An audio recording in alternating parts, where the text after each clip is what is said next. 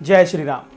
राम आवे अवध की ओर सजना, जलाओ दीप महकाओ घर अंगना। राम आवे अवध की ओर सजना।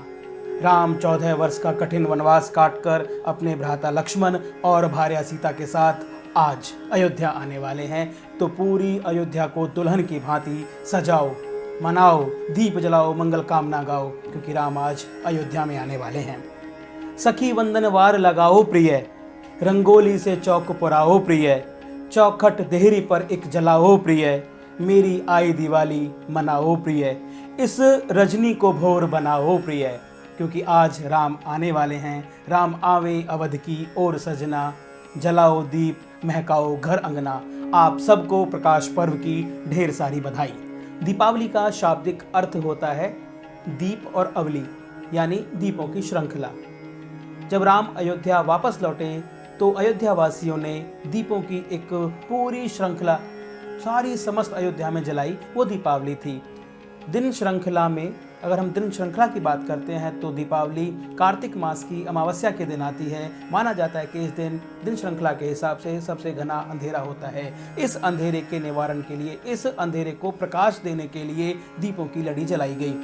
वो कहते हैं कि तमसो माँ ज्योतिर्गमय, मृत्योर माँ अमृतम गम्य और अस्तो माँ सदगम्य। हमारे अंदर के अज्ञानता अंधकार को मिटाकर हे माँ हमें ज्ञानवान और प्रकाशित कर दें।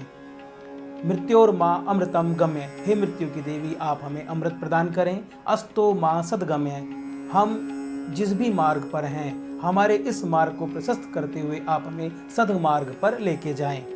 तो दिवाली वाले दिन हम अपने अंदर की समस्त बुराइयों को मिटा देते हैं। जब राम अयोध्या से गए थे तो उनके साथ ही अयोध्या से वैभव, सुख, संपत्ति, संतान, कहते हैं कि सब चला गया था।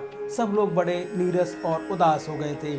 जब राम वापस आए, 14 वर्ष का कठिन वनवास काटकर जब राम वापस आए तो ये सभी वापस आ गए।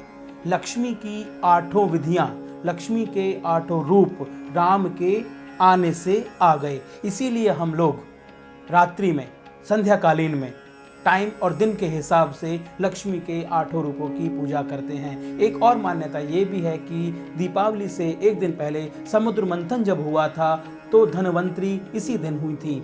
ये संयोग है कि हम अगले दिन यानी दीपावली वाले दिन लक्ष्मी के इन्हीं 8 रूपों की पूजा करते हैं।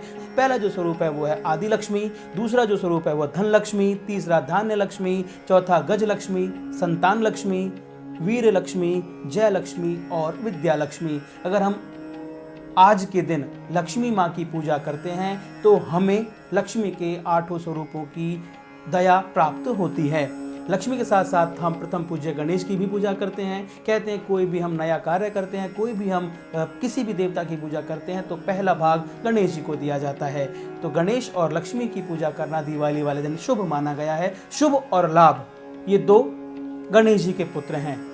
शुभ और लाभ दोनों गणेश जी के पुत्र हैं। यानी आज के दिन हम गणेश जी की पूजा करते हैं तो शुभता और लाभ दोनों हमारे घर, परिवार, परिवेश, समाज में व्याप्त होगी।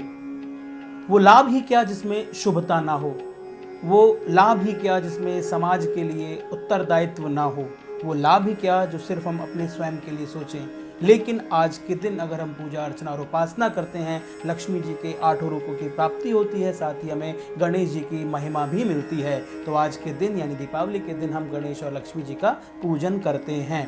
रिद्धि और सिद्धि की प्राप्ति होती है, क्योंकि कहते हैं कि रिद्धि और सिद्धि के स्वामी स्वयं गणेश जी हैं। गणेश जी प्रथम पूज्य हैं, तो गणेश जी और महालक्ष्मी जी की कृपा आप पर बनी रहे। ये तो बात हुई पूजा अर्चना उपासना की। अब हम बात करते हैं कि इस दिन बच्चे बड़े खुश होते हैं। 5 दिन का ये पर्व होता है, हर्षोल्लास के साथ इसे मनाया जाता है। घर में सभी प्रकार की मिठाई पकवान बनते हैं। इसके साथ ही घर की सफाई की जाती है। कहते हैं कि लक्ष्मी का वास वहाँ होता है जहाँ शुद्धता हो, पवित्रता हो। हमारे घर में, हमारे आंगन में, परिवार में शुद्धता और पवित्रता है तो हमें लक्ष्मी जी जल्दी प्राप्त होती हैं। तो ये पर्व है पुरुषार्थ का, दीप के दिव्यार्थ का।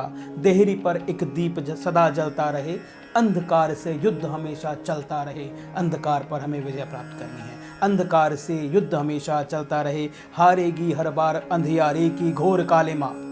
हारेगी हर बार अंधियारे की घोर कालिमा, जीतेगी जगमग उजियारे की स्वर्ण लालिमा, जीतेगी जगमग उजियारे की स्वर्ण लालिमा। दीप ही ज्योति का प्रथम तीर्थ है, दीप ही ज्योति का प्रथम तीर्थ है, कायम रहे इसका अर्थ वरना सब व्यर्थ है।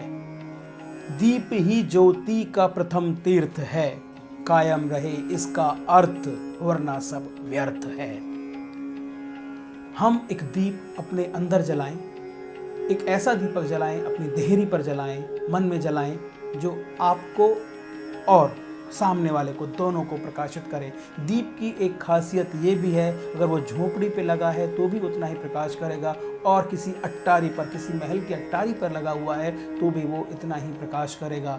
यानी दीप हमेशा मन में जलाएं, समाज के लिए जलाएं, अपने उत्तरदायित्व को निर्वहन करें, तभी ये दीपावली सार्थक होगी। तो अंत में मैं आपको नज़ीर अकबराबादी की एक नज़्म सुनाता हूँ जो उन्होंने दिवाली को लेकर कही, जो मेरे दिल के बहुत करीब है। वो इस तरह है, हमें अदाएं दिवाली की बहुत भाती हैं, हमें अदाएं दिवाली की बहुत भाती हैं, कि लाखों घर झमके एक एक घर जगमगाती है। हमें दिवाली की अदाएं बहुत भाती हैं, कि लाखों घर झमके हर एक घर जगमगाती है। चिराग जलते हैं और लौ झलमलाती है, मका मका में बहारें जगमगाती हैं। खिलौने नाचे हैं, तस्वीरें गत बजाती हैं, खिलौने नाचे हैं, तस्वीरें गत बजाती हैं। बतासे हंसते हैं और खिल खिल खिलाती है। आप भी ऐसे ही खिलखिलाते रहें, हंसते रहें, मुस्कुराते रहें, क्योंकि दीपावली पर्व है खुशी का, दीपावली पर्व है प्रकाश का, दीपावली पर्व है उत्साह का। तो आपके अंदर भी यही उत्साह बना रहे। आप सबको दीपोत्सव की ढेर सारी शुभकामनाएं। जय श्री राम।